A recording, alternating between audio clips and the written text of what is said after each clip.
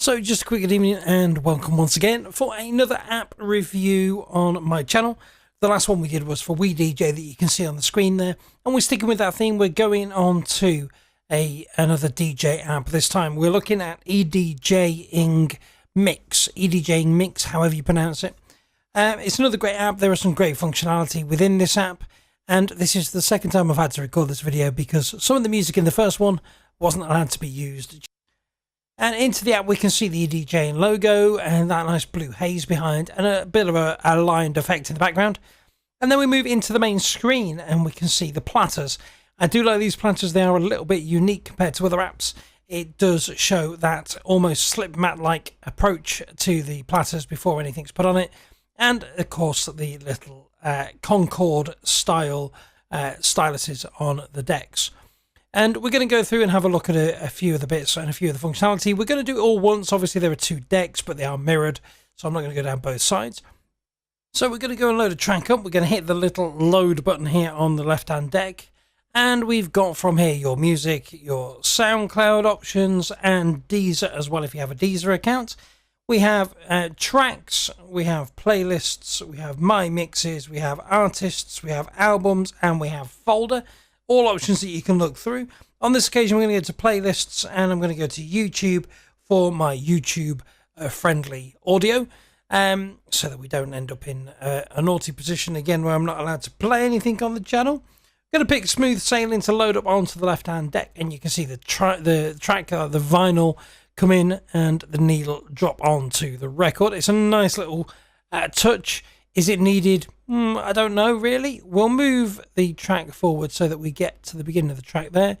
And if we just hit the cue button, that will set that cue point. And if you listen carefully, the track will trigger quite nicely. So looking at the deck from the top left hand side, we've got the BPM 141.3 on this occasion. The track title, Smooth Sailing with Guitar. The elapsed time, 0.01. And then we've got the actual length, the actual waveform of the track in its entirety.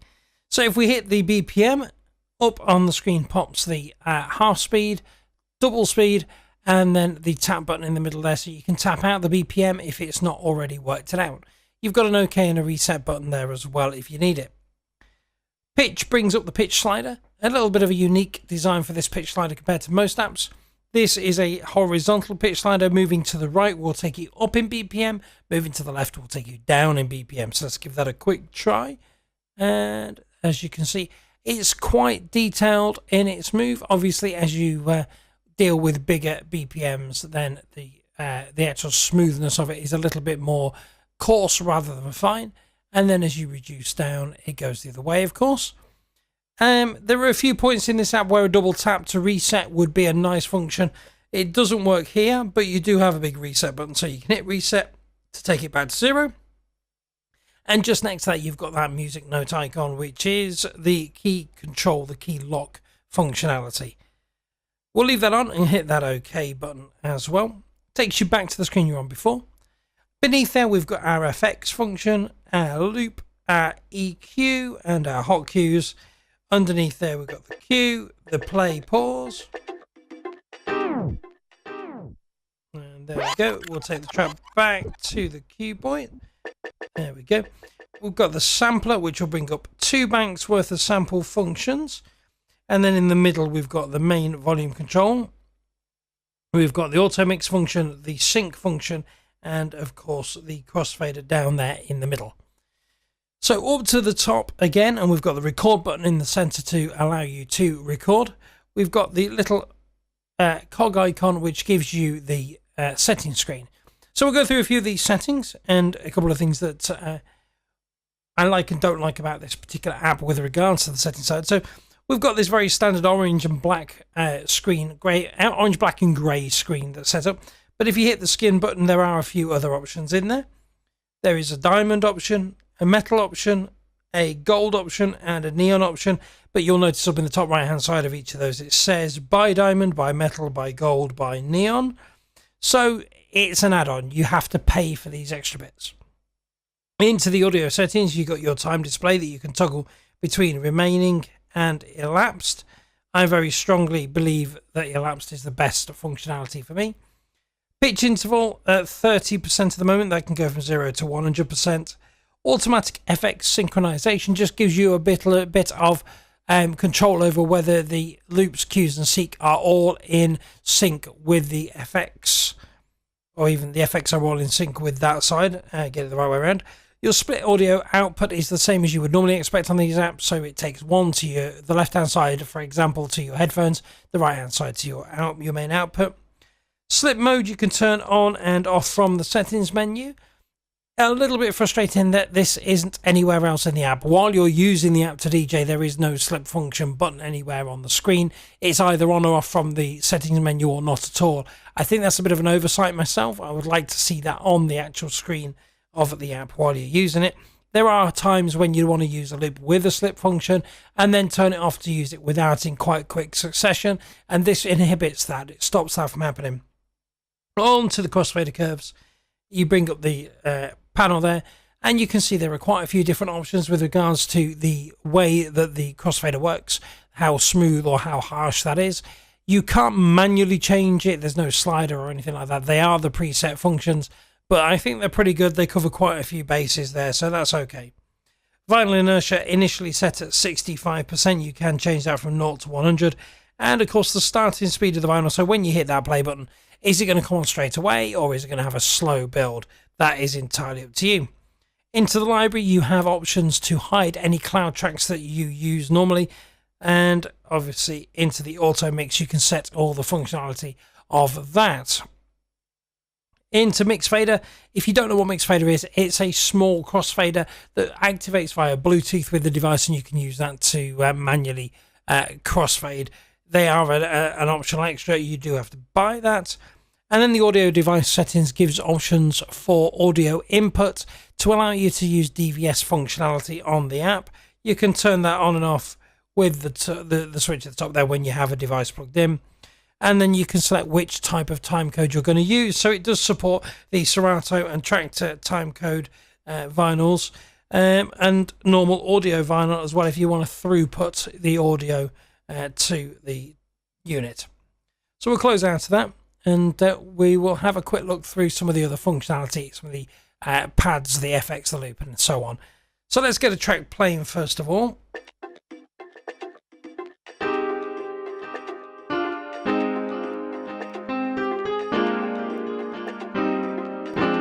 So let's have a quick look into the FX functions first of all. Set into the basic that we initially see in the app. The echo and the filter are the two that are available. Now, as you probably tell, there are two slots for the FX on the app. A couple of things that I think they could do a change in to make this work better, but they are still quite good effects, really, I've got to be honest. So the filter functionality starts, you have to turn it on. There is the on-off switch there to the left-hand side. And instead of a rotating filter, it is a left to right filter. I like this a lot. It is much easier to use. So let's take it across to the left-hand side. And you get a full low-pass filter. And then across to the right-hand side, you get your full high pass. So if I let go there with my finger, that stays where it is. It doesn't flick back to the center, and you do have to manually turn it off to reset it. You can then move that back to the center of the screen. I would like to see this either a double tap to bring it back to center, or this to be an option of either a latch or toggle functionality, so that when you let go it comes back. The echo below is a latch function, but it does also have a toggle function if you want to. So let's have a quick look at it on latch.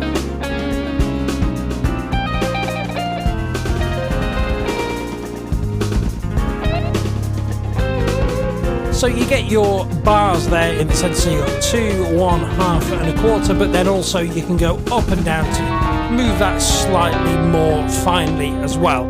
A nice little echo, great working, and as I say, it is latched, so it's only on when your finger's on. You can hit the little lock button and that will give you a toggle type approach. So you can put it on and leave it on.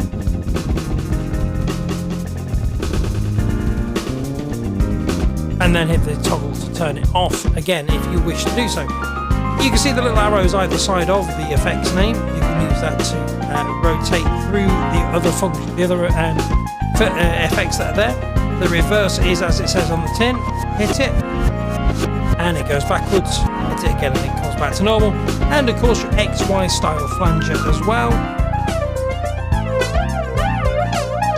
By default, that is a latch effect, so it does come off when you let go. But the same as the Echo, it's got the lock if you want to just leave it on. There are other functions, other effects within the list, but you'll see there is a little blue icon next to some of them. I'll explain why in a short while. Into the loops, and the loop is quite well set out. You've got your basic in and out function, so that you can set your manual. Clicking out again will take you out of your loops. At the top here, you've got your 4-bar option. Hit it, instantly selects 4-bar, and then you can reduce if you want to by using the left, or extend by using the right arrow. Pressing it again will deactivate it, or you can go into the manual buttons here, so you go straight to the 16, to the 2, the half, quarter, whatever you choose, and click it out. Now this is where I'm saying, for me personally, I'd like to see a slip mode type button somewhere on the screen to allow that to flick between a standard loop and what we would class as like a roll loop style effect.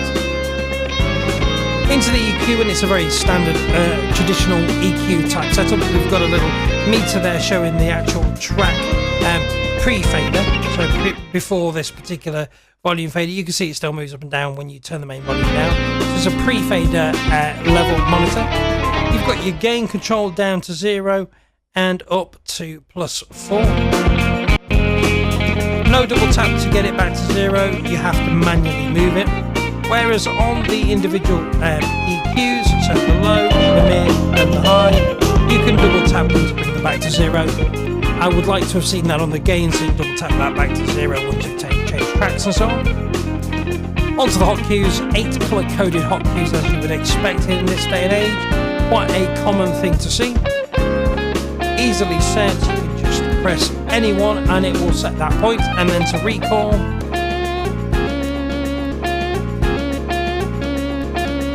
just press and it moves back to that point. Clicking clear will allow you to move and clear all of them down. On the press of the last one, it will go back to all being ready to be activated. Down to the bottom, you've got your sampler, and as I said before, you've got 2 banks of sample effects on here. They are linked to a volume control on the left hand side, so not affected by your main volume control, I believe. There we go. There is a link to sample, link the sampler to crossfader button, which will be affected by the crossfader at the bottom. So if I'm on the right hand side and try to press, nothing will play. If I move it to the left, it will work. So that's how you get on with that. As I say, there are 2 banks, there's some drums in there, and a few other funky little samples and what have you in there as well. So, on to the Automix function. Something I'm not massively impressed with, I have to be honest with you. I think it's a little too presumptuous. Hi, Automix now. Give it a second. It will sit there and do nothing on this occasion, just to prove me wrong. So I'll load a track in. Let's get rid of that. We'll load a track into the second deck, and you can see the deck come in. If I hit Automix now, it's going to sit there and wait until the end of the track before it moves on to the next track, and it will blend across using the crossfader, of course. And it's decided it wants to change the track, so I'm going to turn that off because I don't want that track to play on the YouTube video. That won't do me any favours whatsoever. The sync button will play both tracks as you would expect it to. I don't like the fact that it starts the track straight away. I would like that to sync the BPMs and then let me choose when to start the track. So that for me is a bit of a setback. I don't like that functionality. The crossfader is a simple left to right, but it does have the added ability of the arrows either side. So if you hit the left button, it will slowly fade across to the left. If you hit the right button, putting the track on, it will slowly fade across to the right hand deck.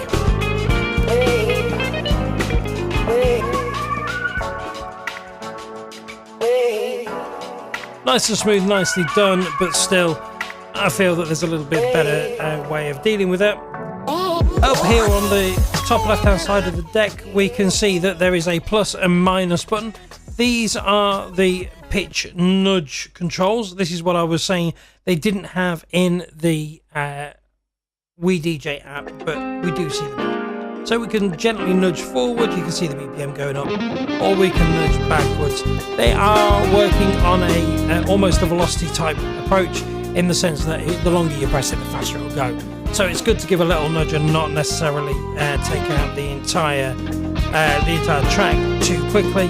It does just give you that functionality that you don't get on the iPad. So as I was saying, there were lots of little blue lock icons across the app.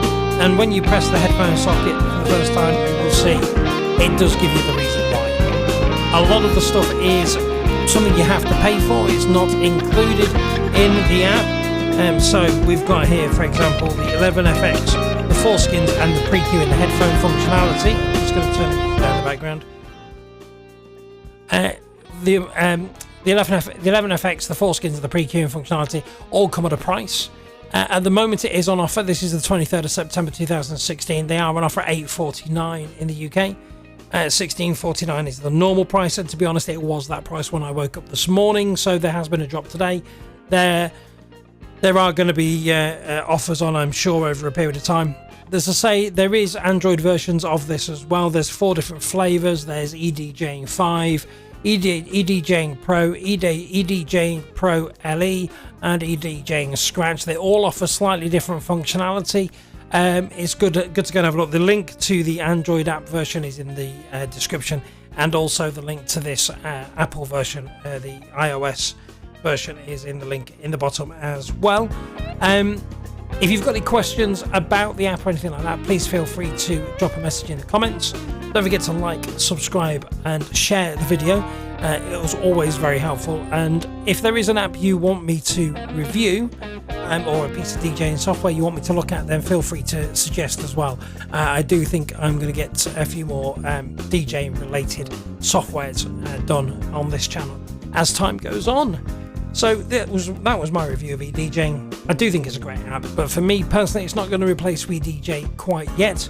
I do think there are some things that this app does very, very well. There are some things that I would like to see. I would like to see a more variation with regards to the layout, in the way that, yes, we've got the waveforms across the top. I'd like to see that brought down as an option to replace the decks in the middle like it does with the Android version. It's not on the Apple version as far as I can tell.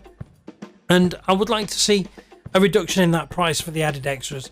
For me personally, I wouldn't pay either the $16.49 or the $8.49 for the added extras for this particular app, when WeDJ is not far off in functionality, and it is a lot cheaper than this.